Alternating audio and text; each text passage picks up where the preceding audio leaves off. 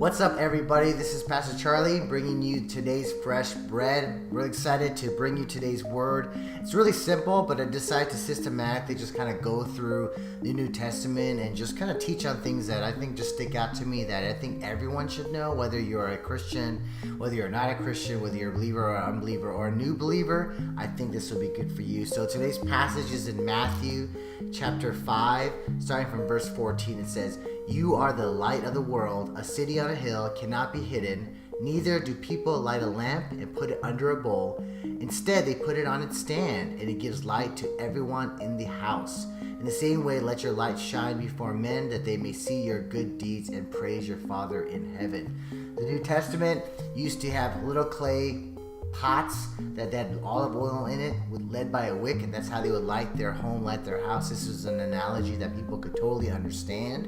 Jesus is talking in the language or the vernacular of the people of his age.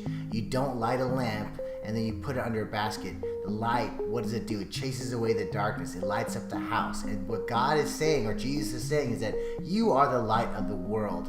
That doesn't mean that we ourselves have light inside of us, okay? It's actually not that. I'm going to go back real quick in Matthew chapter 4. This is just one chapter before, and there's an interesting passage here that says, for 4:16 says, "The people living in darkness," okay, that's us, "the people living in darkness have seen a great light. On those living in the land of the shadow of death, a new light has dawned." That's such a cool statement. And that light that has dawned is Christ. So the light that exists inside of us isn't a light of our own. It belongs to Jesus, right? So what Jesus is saying is, I want you to reflect the light that I have. Reflect my light in your life. And how do we reflect that light? It says, "Let your light shine before men, that they may see your good deeds and praise your Father in heaven." There's two things I want to say about this, okay? I used to have a disciple that she was like the sweetest, nicest, kindest individual that I ever met, okay? She was just like a bowl of sugar. She's just so sweet, okay? And everybody knew her as just this nice, sweet girl, but she was doing it. Why? Because she believed that God had saved her. She believed that Christ loved her, and she wanted to reflect that saving and that love to other people so that they may know who Jesus is. But here's what the problem with what was going on was that people essentially put her into a box, and the box that they put her in was, she's a nice person. She wasn't doing it because of Jesus or because of the testimony that was in her life or because of how he transformed her. They knew nothing of that. For them, they just knew her as this sweet, nice, amazing individual. Now, it's awesome to do those things. It's awesome to be kind, to be caring, to be compassionate towards people, to be a good listener. These are all great traits that you should have, that people should want to be around you. Like, man, I want to be around so-and-so because they're so kind and they're so nice, right? But here's the thing.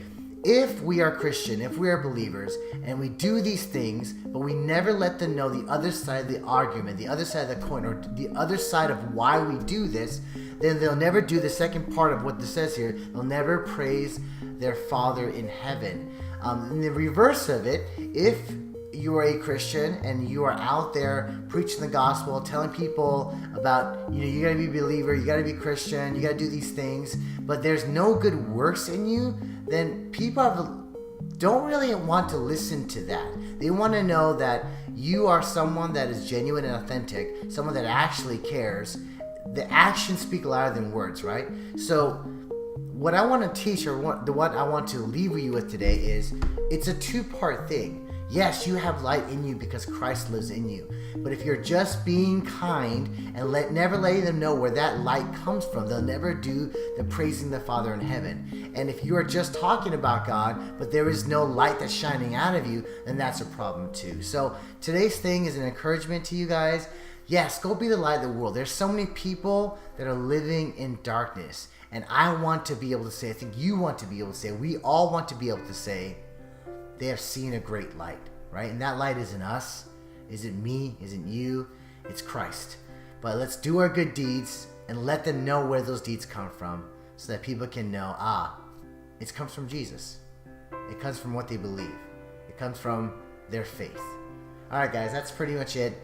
Real simple, and I hope you guys have a great rest of the day. Enjoy your afternoon, enjoy your morning, enjoy your night, wherever you guys are at, whenever you guys are watching this. I'll see you guys later. Peace.